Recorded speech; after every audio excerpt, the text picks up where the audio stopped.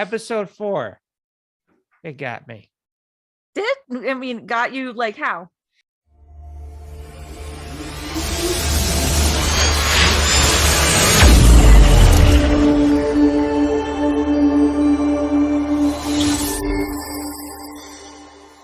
right, welcome to the podcast. We are doing episode 4 today of the Wheel of Time. We're going to analyze it. I am, of course, joined with Kristy Leigh Lussier, story analyst and producer. Thanks for being with us.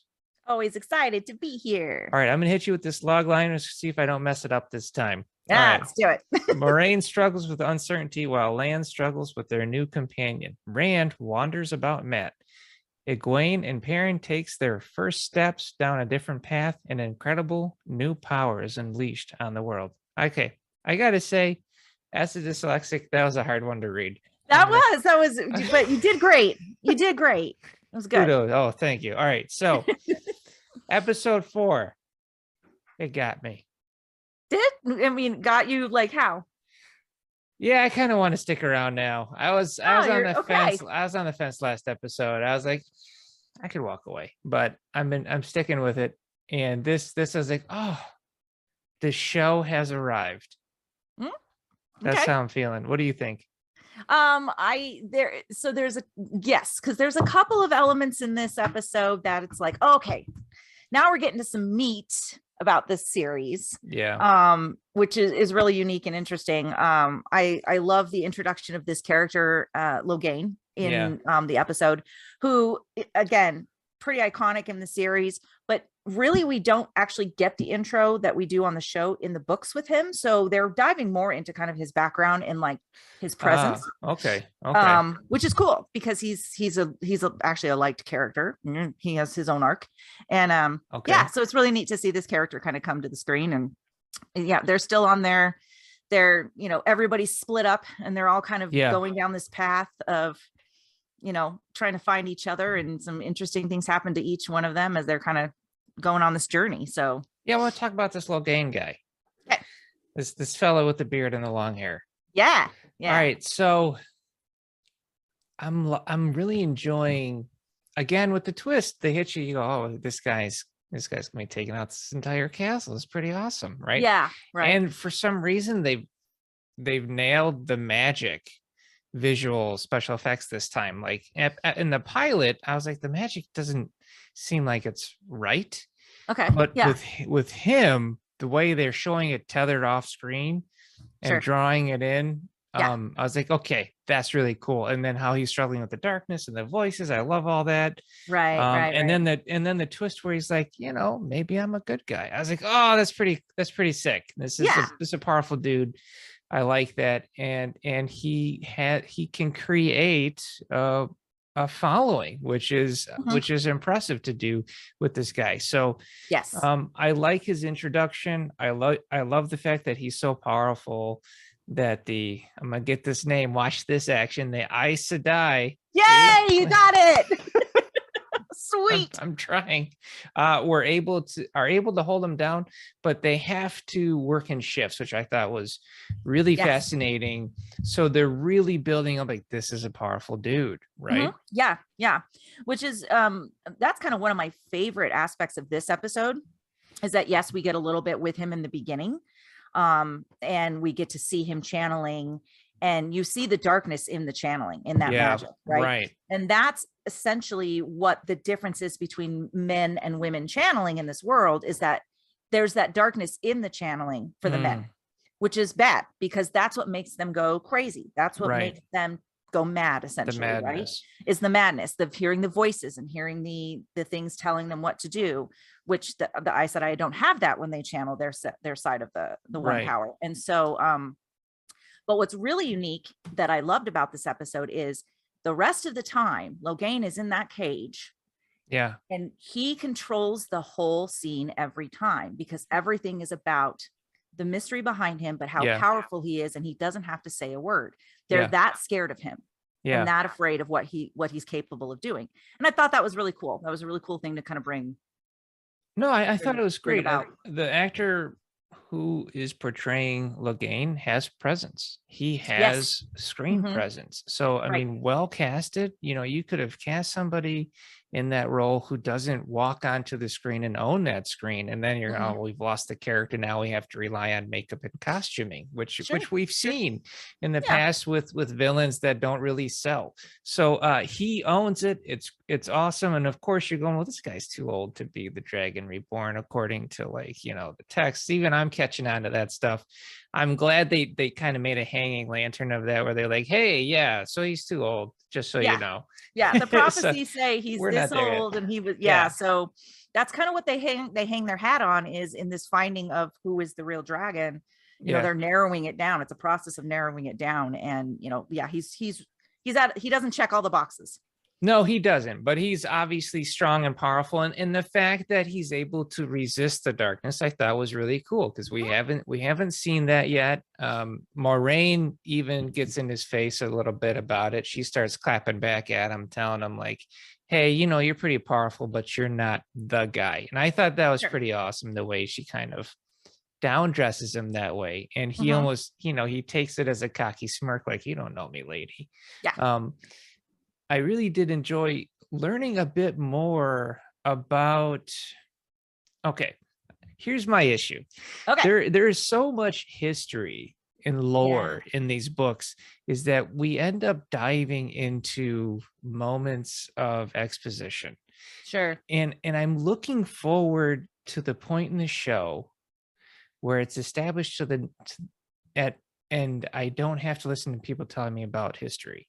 Right. Like, you don't have to listen to people explain what's happening. I want to be experiencing it. When I watch like The Mandalorian, I'm not getting a ton of exposition all the time. We understand it's Star Wars, and it's, so I really can't wait for this franchise to be established to the point where I can just sit back, we can get through an episode, and I don't need too much explanation. So I want to ask a question about that, because I brought this up. I spoke at Emerald City Comic Con a couple of weeks ago about the show on a panel for the Wheel of Time. And something that I mentioned was, we were talking about the aspects of gender and sexuality, LGBT representation in the series. Yeah. Okay. Sure. But something interesting is that there's this kind of element in the fandom where they're thinking that, like, would it be okay if a male isn't the dragon? And would the story still be the same? Because overall, for me, ultimately, at the end of the day, the central conflict of the whole series is the Dragon Reborn is a male, and he's either going to destroy the world or save it. Like, that's it. Oh, I got you. Yeah. And we're at episode 4. We should really already understand that stake. We should already really understand and have a clear idea why it's so important, and there's consequences if we don't figure out who this person is, right? And get ready prepare them for what's to come. So I mean, I like that you're feeling like I'm ready to get to those moments where I'm not having to have the we're 4 episodes in at this point. I don't want you telling me about the history of the world, whether even if it's cleverly hidden in song, which, look, I think that's great that we've had that, everywhere from the Tinkerers to the several times to the Journey to the Gleeman. I mean, I get it. It's a good way to hide exposition. But I really just want to sit back and enjoy the journey now. And I understand the need to educate your audience, like, hey, this is the world, this is what's going on. I get all of that. Right. So I understand clearly, like, dudes wielding magic is bad. I get it. Like, they've hit us over the head with that several times. As far as fandom pushing back on the lore, I think that's going to be in any kind of fandom. People are going to push back on. I mean, Star Wars has its people that believe in gray Jedi, but then hardcore Star Wars guys will go, no, you're either a Sith or you're a Jedi. There's no gray Jedi. And then there's Star Wars fandom that will argue about it. Well, there is, so I get it. So I think that's going to be anywhere in any fandom. They're going to find something that they either wish would happen, or they just disagree with the direction, or hey, you know what? They have notes. So I'm not going to get into that, but I understand that this show guys wielding magic, not so good. I'm on to it. I get it. Take me on that journey now. I don't want to have too much more explained to me if it's going to be through exposition. I want to see Okay. it. I want to Yeah. experience it. So But you I'm don't want hope it to be told to you. I don't want Right. it to be told to me. I mean, especially if we're more than halfway into the show, right? Yeah. Yeah. At this point, Um, yes. Yeah.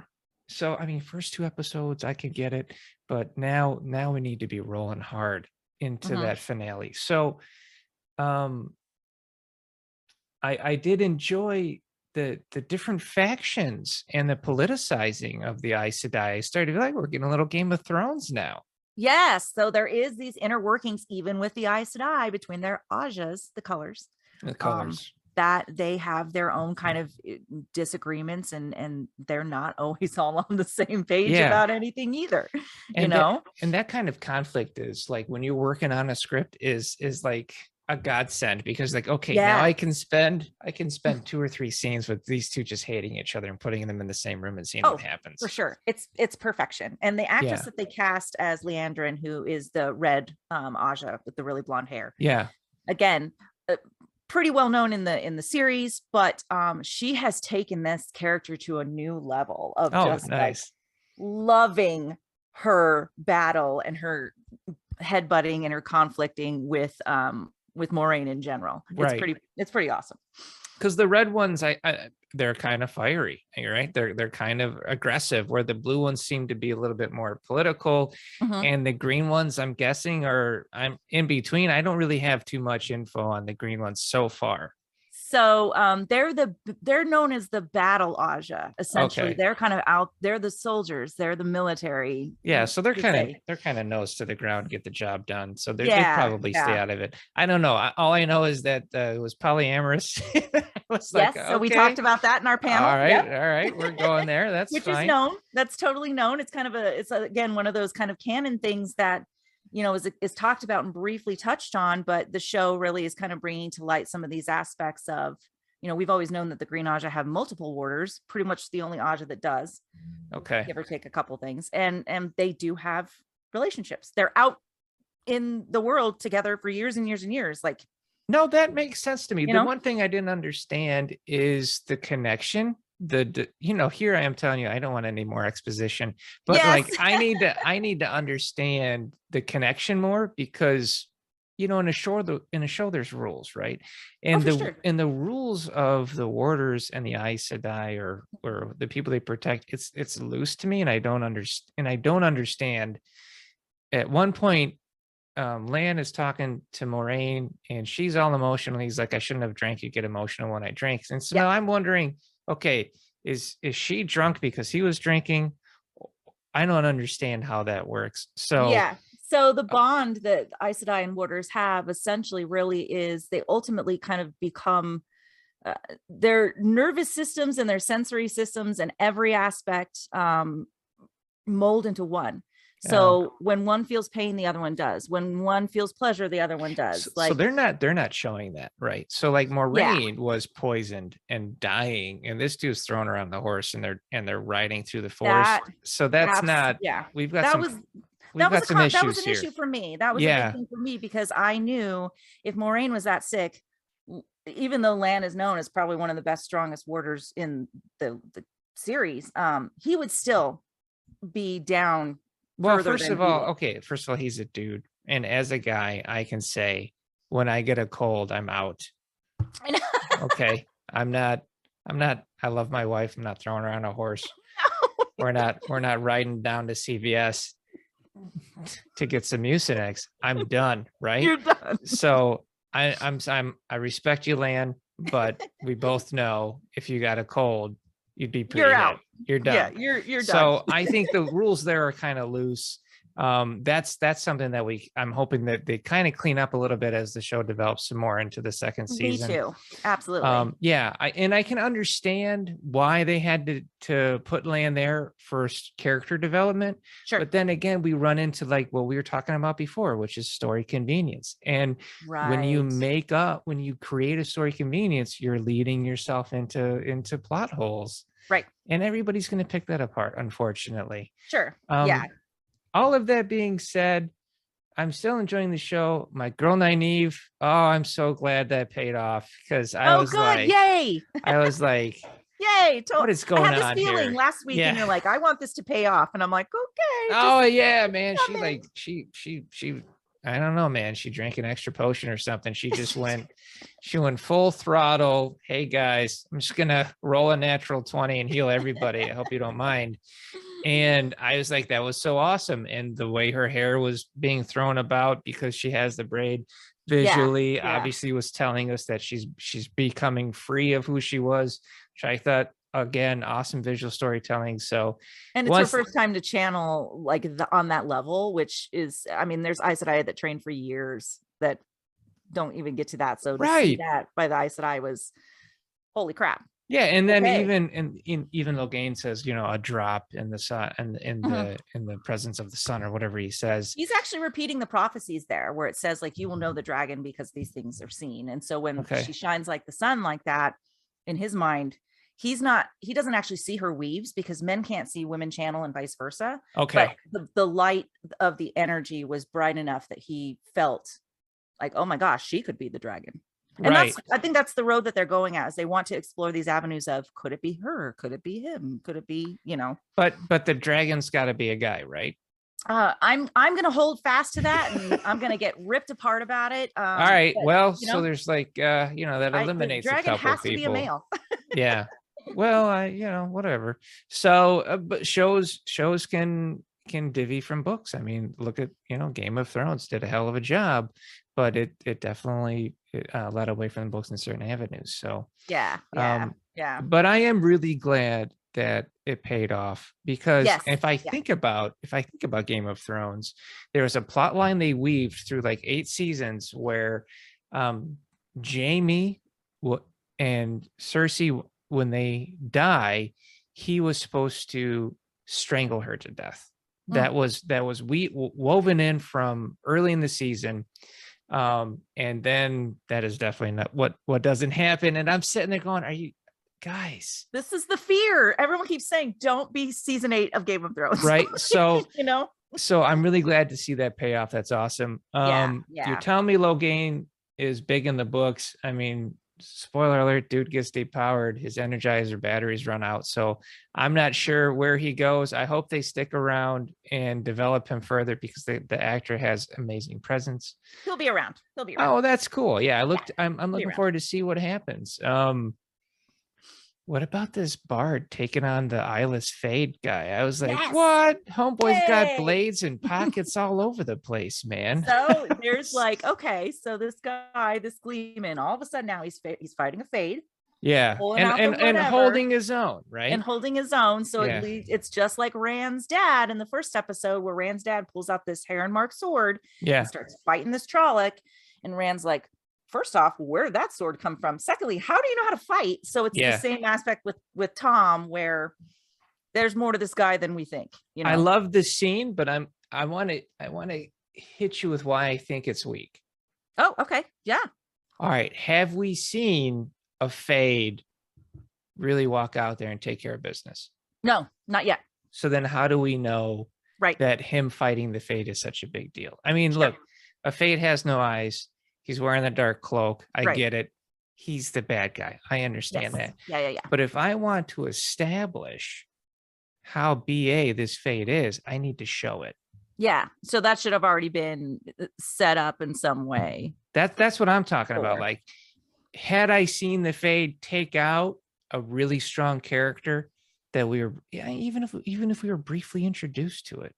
Sure. You know, and then I go, okay, this is a thing I need to really be careful of. So then when I get that moment where the bard is taking him on and holding his own, now I go like, I get it. Right. Yeah. But all we've seen are the Trollocs. Right. So and then we obviously meet a dark friend in the last episode, but and we meet the dark friend. Right. So there is an argument to say, well, the Trollocs are so powerful and they work for the Fade. So the Fade is obviously the boss, and the Trollocs are the mini bosses. You can make that argument, but I need to see what the Fade can do. And I haven't seen it, other than the fact that it's great at killing families.